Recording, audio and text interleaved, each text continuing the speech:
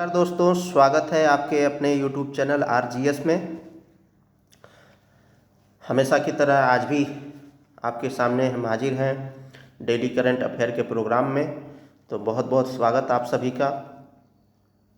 हमारे चैनल के साथ जुड़ने के लिए आप जो है सब्सक्राइब बटन को क्लिक करें और साथ ही साथ बेल आइकन को भी दबाएं, ताकि आने वाले समय में जब भी वीडियो अपलोड हो तो आप जो है सबसे पहले नोटिफिकेशन प्राप्त कर सकें। तो चलिए आज की क्लास की शुरुआत करते हैं। पहला प्रश्न है, अभ्यास डेविल स्ट्राइक का आयोजन कब से कब तक किया जा रहा है? तो अभ्यास डेविल का आयोजन क्या 16 से 19 जनवरी तक किया जाएगा? किया जा चुका है, एक्चुअली होना चाहिए 16 से 20 जनवरी, 18 से 19 जनवरी या 16 से 25 जनवरी। तो इसका राइट आंसर क्या हो जाएगा? 16 से 19 जनवरी किया गया है। यहाँ कर लीजिए,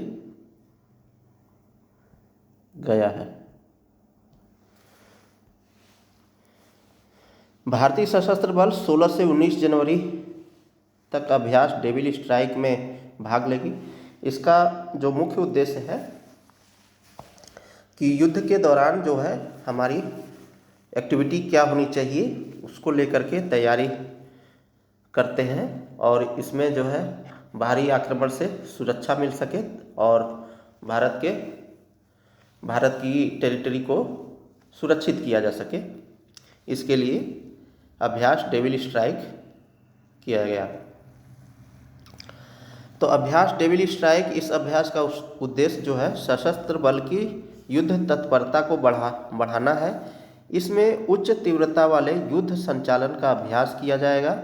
इस अभ्यास में उन्नत रणनीतियों और नवीन युद्ध तकनीकों को शामिल किया जा रहा है, जिससे राष्ट्रीय सुरक्षा को मजबूत किया जा सके और बाहरी खतरों से प्रभावी रक्षा सुनिश्चित की जा सके। इसमें विभिन्न सैन्य शाखाओं के बीच समन्वय की भी परीक्षा होगी, जिससे संभावित चुनौतियों का मुकाबला करने के लिए एक सुसंगत प्रक्रिया सुनिश्चित हो सके।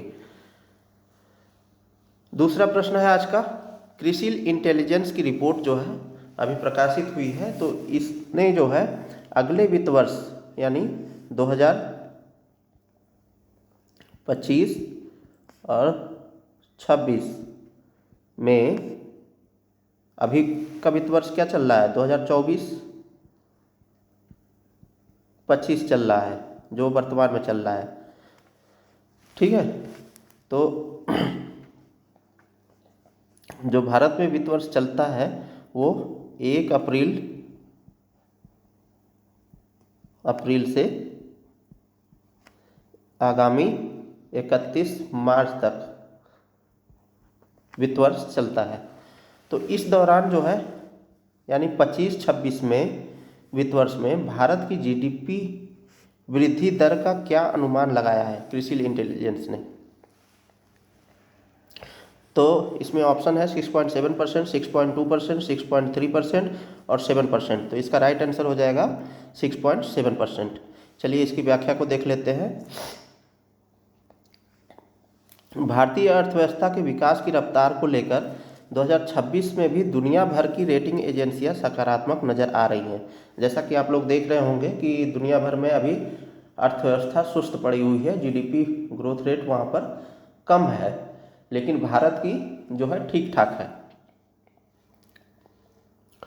तो इसी को लेकर के जो दुनिया भर की रेटिंग एजेंसियां हैं वो भी सकारात्मक रूप से नज़र आ रही हैं।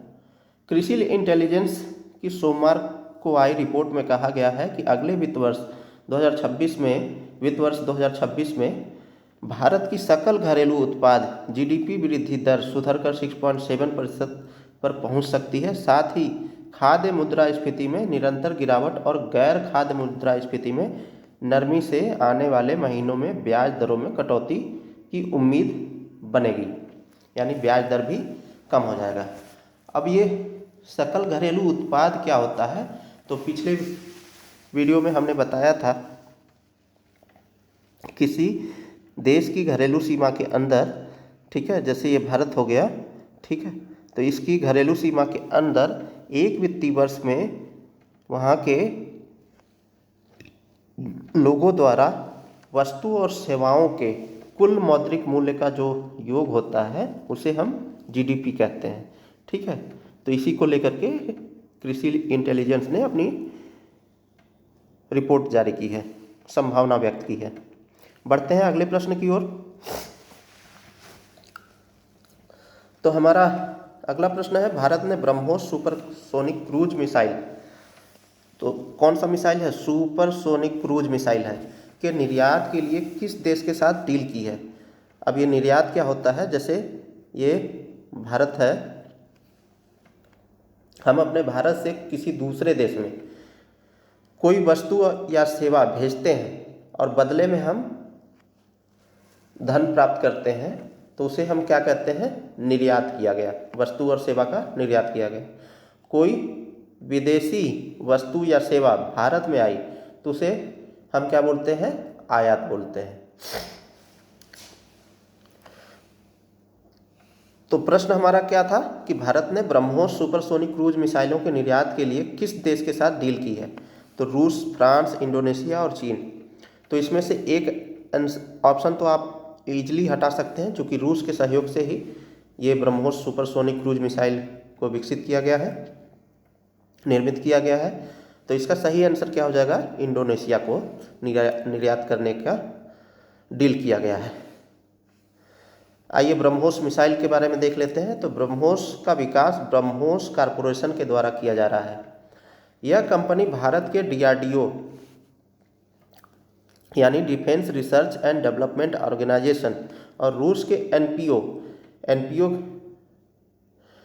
जो है रसिया में डिफेंस से संबंधित उपकरण बनाती है। इन दोनों का संयुक्त उपक्रम है। ब्रह्मोस नाम भारत की ब्रह्मपुत्र और रूस की मस्कवा नदी पर रखा गया है। तो रूस में कौन सी नदी है, मस्कवा। रूस इस परियोजना में प्रक्षेपास्त्र तकनीक उपलब्ध करवा रहा है, यानी ये मिसाइल हो गया, तो जो प्रक्षेपास्त्र तकनीक है वो रूस द्वारा उपलब्ध करवाया जा रहा है, तथा उड़ान के दौरान मार्गदर्शन करने की क्षमता भारत के द्वारा विकसित की गई है। तो जब ये मान लीजिए आकाश में आ गया, उड़ान भर लिया, ठीक है, तो ये मार्गदर्शन क्या होगा, वो जो है भारत विकसित कर रहा है। ठीक है, तो चलिए आगे बढ़ते हैं। 2 चरणों वाली पहले चरण में ठोस प्रणोदक इंजन और दूसरे में तरल रैमजेट मिसाइल है। रैमजेट इंजन उड़ान के दौरान वायुमंडल से ऑक्सीजन को लेता है, जिससे यह मिसाइल वजन में हल्की होती है और उच्च ईंधन क्षमता वाली होती है। ब्रह्मोस मिसाइल में जमीन के साथ साथ जहाज रोधी हमलों के लिए एडवांस रेंज और दोहरी भूमिका निभाने की क्षमता है। यह मिसाइल जो है 2 मैक यानी 3000 किलोमीटर प्रति घंटे की गति से मार करने में सक्षम है। तो आप इसकी गति को समझ सकते हैं। ठीक है, यह दागो और भूल जाओ के सिद्धांत पर कार्य करती है, यानी एक बार इसे लॉन्च कर दिया गया, दाग दिया गया, तो आप इसको भूल जाइए। ठीक है, लॉन्च करने के बाद इसे मार्गदर्शन की आवश्यकता नहीं पड़ती है। अब यहाँ पर मैक जो होता है, ये क्या होता है, ध्वनि की गति से जो भी वस्तुएं जो है गमन करती हैं, उन्हें हम मैक संख्या में दर्शाते हैं। ठीक है, तो इसकी 2.8 मैक गति है। मैक हवा में ध्वनि की तुलना में एक विमान की गति का वर्णन करता है। गति के आधार पर मिसाइलों को 3 कैटेगरी में भी बांटा जा सकता है, जैसे सबसोनिक मिसाइल। तो सबसोनिक जो होती है मिसाइल, इसकी गति ध्वनि की गति से लगभग जो है 0.8, ध्वनि की गति से लगभग 0.9 मैक यानी करीब 1100 किलोमीटर घंटे होती है। अमेरिका की टॉम हाक क्रूज मिसाइल और फ्रांस की एक्सोसेट और भारत की निर्भय जो है मिसाइल इसी श्रेणी में आते हैं, सबसोनिक में, यानी 0.9 मैक की गति होती है। तो भारत की निर्भय है, अमेरिका की टॉमहाक क्रूज मिसाइल है, फ्रांस की 160 है। सुपरसोनिक मिसाइल क्या होती है? इस मिसाइलों की गति जो होती है ध्वनि की गति से मैक 1 से तेज, लेकिन 3 मैक से ज़्यादा नहीं होती है, यानी 1 और 3 मैक के बीच में होती है। और ज़्यादातर सुपरसोनिक मिसाइलों की गति मैक 2 से 3 तक होती है। और भारत की ब्रह्मोस मिसाइल इसी श्रेणी में आती है। तो स्टेटमेंट में अगर क्वेश्चन आ जाए कि रूस और भारत के सहयोग से ब्रह्मोस मिसाइल का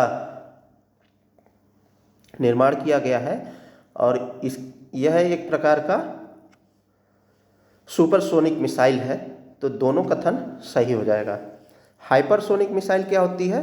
तो इसकी जो गति होती है वो ध्वनि की गति से 5 से 10 गुना अधिक होती है। फिलहाल रूस के पास ही ऑपरेशनल हाइपरसोनिक मिसाइलें हैं, उसकी किंझल मिसाइल इसी श्रेणी में आती है। एक चीज़ और जानना आपके लिए ज़रूरी है कि ये, जैसा कि आपने देखा कि ये जो ब्रह्मोस सुपरसोनिक क्रूज मिसाइल है, तो क्रूज मिसाइल जैसा कि व्याख्या में हमने देखा दागो और भूल जाओ के सिद्धांत पर काम करती है। एक होता है बैलिस्टिक मिसाइल। तो बैलिस्टिक मिसाइल क्या होता है? जैसे यहाँ से प्रक्षेपित किया गया, एक मिनट, पेन नहीं चल रहा है, हाँ, जैसे यहाँ से प्रक्षेपित किया गया तो ये जो है मिसाइल पहले ऊपर जाएगा और फिर अपने टारगेट पर जाके गिरेगा। लेकिन जो क्रूज मिसाइल है वो इस तरीके से चलता है, ठीक है। तो इन दोनों में बेसिक अंतर ये है। चलिए आगे बढ़ते हैं नेक्स्ट प्रश्न की ओर। देखते हैं, CII के पूर्व महानिदेशक जो तरुण दास को हाल ही में किस देश के मानद नागरिक पुरस्कार से सम्मानित किया गया है? तो ऑप्शन क्या है? अमेरिका, ऑस्ट्रेलिया, अफ्रीका और सिंगापुर। तो ये किसके द्वारा दिया गया है? तो सिंगापुर के द्वारा दिया गया है। CII का पूरा नाम क्या है? भारतीय उद्योग परिसंघ, यानी कि CII के पूर्व महानिदेशक तरुण दास को सिंगापुर के मानद नागरिक पुरस्कार से सम्मानित किया गया है, जो गैर निवासियों के लिए एक प्रतिष्ठित सम्मान है। तो जो सिंगापुर के गैर निवासी हैं उनके लिए एक प्रतिष्ठित पुरस्कार है। पुरस्कार उन्हें 15 जनवरी 2025 को नई दिल्ली में आयोजित एक समारोह के दौरान सिंगापुर के राष्ट्रपति सरमन शानमुगारत्नम द्वारा प्रदान किया गया है। पिछले लेक्चर में हमने सिंगापुर के राष्ट्रपति की चर्चा की थी और थर्मन शानमुगारत्नम की फोटो भी लगाई थी। तो ये है सरमन शानमुगारत्नम, जो कि भारत आए थे। CII के बारे में देख लेते हैं। तो कन्फेडरेशन ऑफ इंडियन इंडस्ट्रीज, यानी भारतीय उद्योग परिसंघ, यह एक गैर सरकारी और गैर लाभकारी उद्योग नेतृत्व वाला उद्योग प्रतिबंधित संगठन है। इसकी स्थापना 1895 में हुई थी, जो कि EITA यानी engineers and iron traders association के नाम से हुई थी और 1992 में इसका नाम CII पड़ा। इसका मुख्यालय जो है नई दिल्ली में है। यह एक सलाहकारी और परामर्शी प्रक्रियाओं के माध्यम से उद्योग, सरकार और नागरिक समाज के साथ साझेदारी करके भारत के विकास के लिए अनुकूल वातावरण बनाने और बनाए रखने के लिए काम करता है। स्वामित्व योजना को शुरुआत किस वर्ष में किया गया था? स्वामित्व योजना को शुरुआत किस वर्ष में किया गया था? तो ऑप्शन क्या है हमारा? 2020, 2021, 2024, 2025। तो राइट आंसर हमारा ए हो जाएगा 2020 में। कब किया गया था? 24 अप्रैल को। चलिए अब देख ही लेते हैं। ये 24 अप्रैल को पंचायती राज दिवस के दिन किया गया था 2020 में। स्वामित्व योजना के तहत अभी हाल ही में जो प्रधानमंत्री जी हैं आदरणीय नरेंद्र मोदी जी, वो 65 लाख से अधिक संपत्ति कार्ड वितरित किए हैं। शुरुआत इसकी जो है 24 अप्रैल 2020 यानी पंचायती राज दिवस के दिन हुई थी। और इसका नोडल मंत्रालय कौन है? तो पंचायती राज मंत्रालय है और भारतीय सर्वेक्षण विभाग है। यह एक एकीकृत संपत्ति सत्यापन समाधान प्रदान करने के लिए ग्रामीण क्षेत्रों में ड्रोन आधारित सर्वेक्षण के माध्यम से संपत्ति कार्ड जारी करेगा। गांव में संपत्ति अधिकारों में सुधार होगा। जैसे ये कोई गांव है और यहाँ पर किसी का घर है, ये किसी का घर है, तो यहाँ पर क्या होगा? इसका पहले तो सर्वेक्षण होगा और फिर इसका डिजिटलाइजेशन होगा और जो स्वामी होगा घर का, उसके नाम से एक डिजिटल कार्ड दे दिया जाएगा, संपत्ति कार्ड दे दिया जाएगा। वो डिजिटल और हार्ड कॉपी दोनों में हो सकता है, ठीक है। और इससे फ़ायदा क्या होगा? जो गांव में जो ज़मीन होती है वो ज़्यादातर जो है उसकी रजिस्ट्री नहीं होती है, तो जब ये एक रिकॉर्ड मिल जाएगा, हमें इसका अभिलेख मिल जाएगा, तो हम जो है इसके ज़रिए जो है बैंक से ऋण ले सकते हैं और उस ऋण का हम अपने विकास कार्यों में उपयोग कर सकते हैं।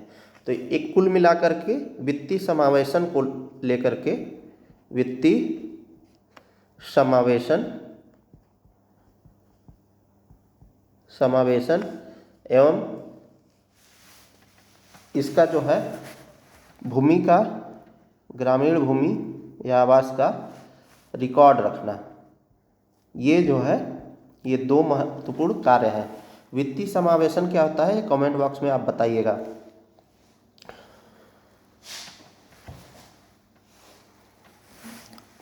स्वामित्व योजना का पूरा नाम क्या है? Survey of villages and mapping with improvised technology in village area, ठीक है। तो ये स्वामित्व योजना का पूरा नाम है। गहीरमाथा समुद्री अभयारण्य किस राज्य में स्थित है? तो ये उड़ीसा में, तमिलनाडु, आंध्र प्रदेश, कर्नाटक, किस में है? तो उड़ीसा में है। आगे बढ़ते हैं, इसके व्याख्या को देखते हैं। तो ये है ऑलिव रेडले कछुआ, और जो कि गहीरमाथा समुद्री अभयारण्य में हर वर्ष आते हैं और उसके लिए चर्चित रहता है। ये कछुए मांसाहारी होते हैं और इनका नाम इनके जैतून के रंग के कवच के कारण पड़ा है। वे अपने अनोखे सामूहिक घोंसलों के लिए प्रसिद्ध हैं, जिसे अरीबाडा कहा जाता है। तो इनके घोंसले को क्या कहा जाता है? अरीबाडा। जहां हजारों मादाएं अंडे देने के लिए एक ही समुद्र तट पर एकत्र होती हैं। प्राकृतिक वास जो होता है वो कहाँ होता है? प्रशांत, अटलांटिक और हिंद महासागर के गर्म जल में पाए जाते हैं। तो स्टेटमेंट अगर आ जाए कि ऑलिव रेडले कछुए जो होते हैं उनके सामूहिक घोंसले को अरीबाडा कहा जाता है और इनका आवास जो है गर्म जल के क्षेत्रों में पाया जाता है, तो दोनों स्टेटमेंट सही हो जाएगा। तो स्टेटमेंट वाला भी आप अपने से अपना दिमाग चलाते रहिए। उड़ीसा का गहीरमाथा समुद्री अभयारण्य समुद्री कछुओं के विश्व के सबसे बड़े बसेरा प्रजनन करने वाले पशुओं का एक समूह के रूप में जाना जाता है। संरक्षण की स्थिति देख लें तो वन्य जीव संरक्षण अधिनियम 1972 की अनुसूची 1 में शामिल है। IUCN की लाल सूची में असुरक्षित में शामिल है। साइट्स की परिशिष्ट 1 में शामिल है।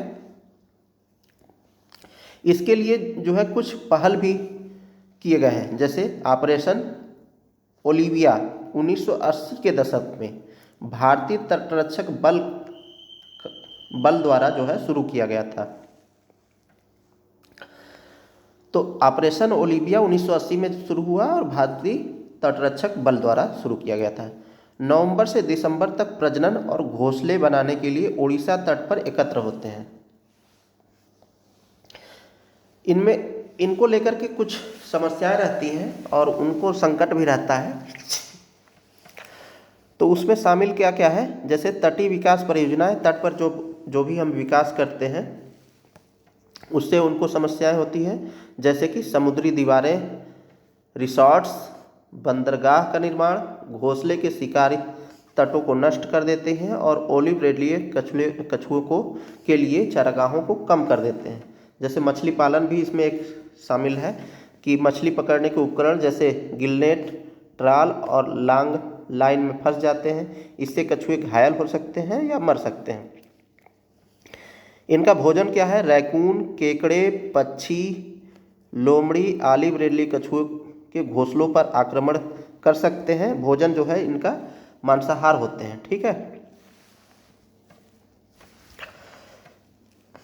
तो ये सब भी जो है रैकून, केकड़े, पक्षी और लोमड़ी ऑलिव रेडली कछुओं के घोंसलों पर आक्रमण कर सकते हैं तथा उनके अंडों को खा सकते हैं, जिससे उनकी जनसंख्या वृद्धि प्रभावित होती है। समुद्र का तापमान बढ़ने से नवजात शिशुओं का लिंग अनुपात भी बिगड़ सकता है, जिससे अधिक मादाएं पैदा होंगी। वे अक्सर जेलीफिश जैसे भोजन की तलाश में प्लास्टिक की थैलियों का सेवन करते हैं और उन्हें निगल लेते हैं, जिससे उनके प्रजनन में रुकावट होती है। अब एक दूसरा सूचकांक है क्यूएस फ्यूचर स्किल इंडेक्स में भारत का स्थान कौन सा है। तो पहला है, 20वां है, 25वां है और इनमें से कोई नहीं। तो कौन सा स्थान है, 25वां है। क्यूएस फ्यूचर स्किल इंडेक्स, यह इंडेक्स लंदन स्थित क्या कचेरेली साइमंड्स यानी क्यूएस द्वारा जारी किया जाता है। फ्यूचर स्किल इंडेक्स उभरती हुई जॉब मार्केट मांगों को पूरा करने के लिए देशों की तत्परता का मूल्यांकन करता है। इसमें 4 प्रमुख क्षेत्र होते हैं इंडेक्स के, जैसे कि पहला स्किल फिट, अकादमिक तत्परता, काम का भविष्य और जो है चौथा क्या है, आर्थिक परिवर्तन। ये सब शामिल करके ये इंडेक्स तैयार किया जाता है। भारत ने अपने वर्कफोर्स में एआई को इंटीग्रेट करने में अच्छा प्रदर्शन किया है। QS world future skill index 2025 में भारत 25वें स्थान पर है। देश के 3 महत्वपूर्ण कैटेगरी में अच्छा प्रदर्शन है। इसमें स्किल फिट में भारत का स्थान 37वां, शैक्षणिक तत्परता में 26वां और आर्थिक परिवर्तन में 40वां है। तो ये जो है बहुत ज़्यादा इम्पोर्टेंट नहीं है, इसको स्किप कर सकते हैं। बता दें कि इस इंडेक्स को कई कैटेगरी को ध्यान में रखकर तैयार किया जाता है, जैसे कि अभी पीछे हम लोगों ने देखा कि जो है स्किल फिट, अकादमिक तत्परता और काम का भविष्य, आर्थिक परिवर्तन, जो यह बताता है कि देश अंतर्राष्ट्रीय नौकरी बाजार की उभरती मांग को पूरा करने के लिए कितनी अच्छी तरह सुसज्जित है। पैरामीटरों के मुताबिक भविष्य में मांग वाले कौशल के लिए भारत दुनिया का दूसरा सबसे तैयार नौकरी बाजार है। और पहला कौन सा है इस श्रेणी में, यूएसए है। ठीक है, जहाँ के अभी प्रेसिडेंट डोनाल्ड ट्रंप चुने गए हैं। अगला प्रश्न है, पेंगुइन जागरूकता दिवस कब मनाया जाता है, 20 जनवरी, 21 जनवरी, 22 जनवरी या 23 जनवरी। तो यहाँ पर सही आंसर जो हो जाएगा हमारा 20 जनवरी है। अंटार्कटिका में जो है ये पाए जाते हैं। प्रतिवर्ष 20 जनवरी को पेंगुइन जागरूकता दिवस मनाया जाता है। अंटार्कटिका को पेंगुइन की भूमि भी कहा जाता है, जहाँ 5 प्रजातियों के पेंगुइन पाए जाते हैं। यह विशाल बर्फीली भूमि अन्य जलीय जीवन जैसे वेल, डॉल्फिन, सील, पेट्रल और स्कुआ जैसे समुद्री पक्षियों के साथ एक अद्भुत पारिस्थितिक तंत्र को समेटे हुए है। यह क्षेत्र पोषक तत्वों से भरपूर महासागरीय पानी के कारण प्लवक समूहों को पनपने में मदद करता है, जो भोजन श्रृंखला का आधार बनता है। 25 अप्रैल को विश्व पेंगुइन दिवस भी मनाया जाता है इनके संरक्षण के लिए। तो दिवस ये है 25 अप्रैल, ठीक है, और जागरूकता दिवस, पेंगुइन जागरूकता दिवस 20 जनवरी। तो ये 2 चीज़ आप याद रखिएगा। जागरूकता पहले होगा 20 जनवरी और दिवस जो है 25 अप्रैल। ब्रिक्स का 9वां पार्टनर्स देश कौन बना है? नाइजीरिया, इंडोनेशिया, ब्राज़ील और यूएई। तो कौन बना है? नाइजीरिया बना है। पार्टनर्स देश की बात हो रही है, न कि पूर्ण सदस्य देश की। तो पार्टनर्स कौन बना है, कौन सा देश बना है? Nigeria. Belarus, Bolivia, Cuba, Kazakhstan, Malaysia, Thailand, Uganda और उज्बेकिस्तान के साथ नाइजीरिया 9वां ऑफिशियल ब्रिक्स पार्टनर्स देश बना है। रूस की कजान शहर में आयोजित ब्रिक्स समिट में 13 देशों को पार्टनर देश का दर्जा दिया गया था। अब तक 9 देश औपचारिक तौर पर इसके पार्टनर देश बन गए हैं। नाइजीरिया दुनिया में दुनिया की 6ठी सबसे बड़ी आबादी है। तो 6वें नंबर पर आबादी के मामले में, जनसंख्या के मामले में नाइजीरिया आता है। अफ्रीका महाद्वीप की सबसे बड़ी जनसंख्या के साथ साथ प्रमुख अर्थव्यवस्था का केंद्र भी है। तो सबसे बड़ी जनसंख्या जो है नाइजीरिया में ही पाई जाती है, अफ्रीका महाद्वीप में। अब ये देख लीजिए, ये साहेल क्षेत्र है और इसी के बीच में जो है नाइजीरिया पड़ता है। तो ये सेनेगल है, ठीक है। और सेनेगल से लेकर के सूडान, इरिट्रिया, इथोपिया तक जो है, जिबूती तक, ये साहेल क्षेत्र आता है। तो इस साहेल क्षेत्र में और कौन कौन से देश आते हैं? मोरिटानिया, माली, बुर्किना फासो, नाइजर, नाइजीरिया, चाड, सूडान, इरिट्रिया, इथोपिया और जिबूती। तो ये साहेल क्षेत्र कहलाते हैं। साहेल क्षेत्र है क्या कि ये जो है साहेल क्षेत्र जो है पश्चिमी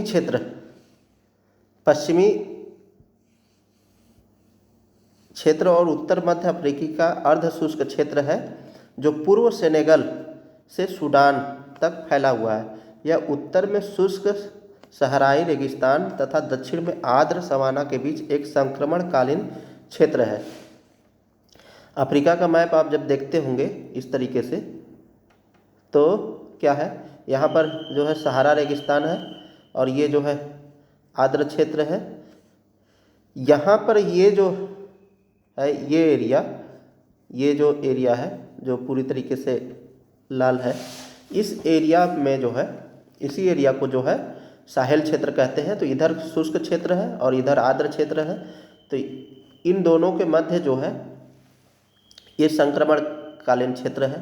और यहाँ पर जो है यूनाइटेड नेशन के द्वारा जो है UN convention to combat desertification programme जो है UNCCD द्वारा जो है great green wall of Africa project भी चलाया जा रहा है। तो यहाँ पर इस एरिया को आबाद करने के लिए, यानी यहाँ पर जो निवास करते हैं उनके जीवन स्तर में सुधार लाने के लिए और यहाँ पर पूरी पुनर्निर्माण करने के लिए ये प्रोग्राम चलाया जा रहा है। साहेल के बारे में देख लिया। अब हम लोग थोड़ा सा ब्रिक्स के बारे में देख लेते हैं। तो ब्रिक्स विश्व की उभरती अर्थव्यवस्थाओं का एक अंतर्राष्ट्रीय अंतर सरकारी संगठन है। तो कौन सा संगठन है? अंतर्राष्ट्रीय यानी अंतर सरकारी संगठन, यानी जो भी सदस्य देश हैं उनके सदस्य देशों के सरकारों के बीच ये जो है वार्ता करता है। ब्रिक्स की परिकल्पना मुख्यतः गैर पश्चिमी देशों के एक समूह के रूप में की गई थी, जो विश्व बैंक और अंतर्राष्ट्रीय मुद्रा कोष जैसी संस्थाओं के प्रतिकार के रूप में कार्य कर सकता है, जिस पर ग्लोबल नॉर्थ का प्रभुत्व है। अवधारणा जो है मूल रूप से वर्ष 2001 में ब्रिक्स शब्द ब्रिटिश अर्थशास्त्री जिम ओनील द्वारा ब्राज़ील, रूस, भारत और चीन ने दिया था। प्रारंभिक चरण इसका जो देखेंगे आप, तो ब्रिक्स देशों में प्रारंभिक चरण में ब्राज़ील, बी से ब्राज़ील, आर से रूस, आई से भारत यानी इंडिया और सी से चीन के विदेश मंत्रियों ने 2006 में संयुक्त राष्ट्र की आम सभा के दौरान न्यूयॉर्क में बैठक की और प्रथम सम्मेलन 16 जून 2009 को ब्रिक्स समूह का पहला औपचारिक सम्मेलन येकातेरिनबर्ग रूस में आयोजित किया गया। तो ये हमारे लिए इम्पोर्टेंट हो जाता है। 16 जून 2009 येकातेरिन रूस में पहली बैठक औपचारिक रूप से होती है। वर्ष 2012 में भारत द्वारा पहली बार ब्रिक्स शिखर सम्मेलन की अध्यक्षता की गई थी। तो भारत ने अध्यक्षता कब की थी? 2012 में। नामकरण जो है वर्ष 2010 में दक्षिण अफ्रीका द्वारा इस समूह में शामिल होने के बाद इसका नाम जो है ब्रिक्स हो गया। ठीक है, यस से साउथ अफ्रीका। कुल 10 देश इसमें शामिल हैं। संस्थापक सदस्यों में चीन, भारत, ब्राज़ील, रूस जो अभी आप देखे ही, और दक्षिण अफ्रीका को वर्ष 2010 में इस समूह में शामिल किया गया था। नए सदस्य जो है 1 जनवरी 2024 से 4 नए सदस्य बने। मिस्र, इथोपिया, संयुक्त अरब अमीरात और ईरान इसमें शामिल हो गए।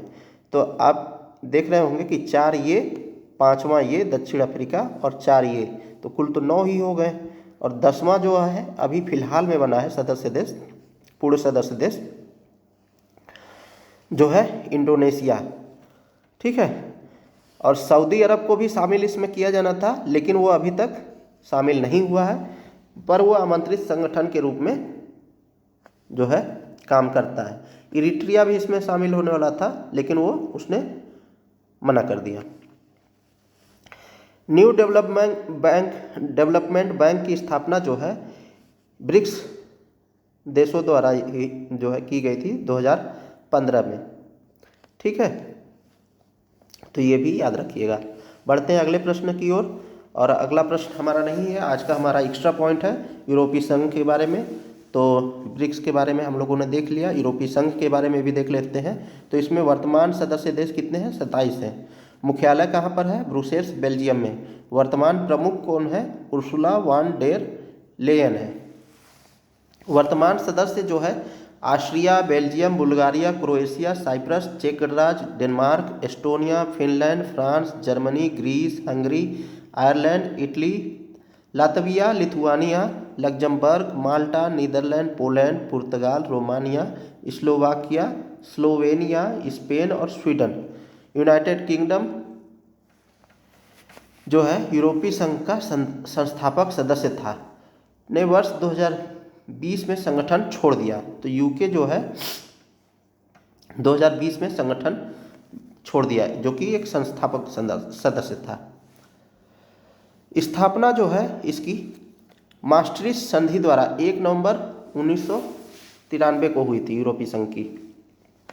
इस संधि को अधिकार, आप्रवास, सरल और न्यायिक मामलों के क्षेत्रों में सहयोग को आगे बढ़ाकर एकल मुद्रा यानी यूरो, एकीकृत विदेशी और सुरक्षा नीति और सामान्य नागरिकता के माध्यम से यूरोप में राजनीतिक और आर्थिक एकीकरण को बढ़ावा देना है। ठीक है, नीस की संधि भी हुई थी 2001 में, हस्ताक्षर किया गया और 1 फरवरी 2003 को लागू किया गया। इसका प्रमुख उद्देश्य क्या था? पूर्वी यूरोप के देशों को नए सदस्य के रूप में शामिल करना था। तो नीस की संधि के द्वारा पूर्वी यूरोप के देशों को नए सदस्य के रूप में शामिल करना था। इसकी स्थापना जो है maastricht संधि द्वारा हो गई। तो कथन कारण में आप याद रखिएगा, maastricht संधि के द्वारा जो है यूरोपीय संघ की स्थापना की गई थी। यूरोपीय संघ को शांति और लोकतंत्र को बढ़ावा देने हेतु वर्ष 2012 में नोबेल का शांति पुरस्कार भी प्रदान किया गया था। ठीक है, तो ये आप याद रखिएगा। तो आज के लिए बस इतना ही। आप सभी लोगों का बहुत बहुत धन्यवाद। और वीडियो कैसा लगा, आप सभी लोगों का बहुत बहुत धन्यवाद। और वीडियो कैसा लगा आप ये कमेंट बॉक्स में बताइएगा। हमारे साथ जुड़े रहने के लिए इस चैनल को सब्सक्राइब करें, ज़्यादा से ज़्यादा लोगों तक इसको शेयर करें। बहुत बहुत धन्यवाद। मिलते हैं नेक्स्ट वीडियो में, तब तक के लिए धन्यवाद।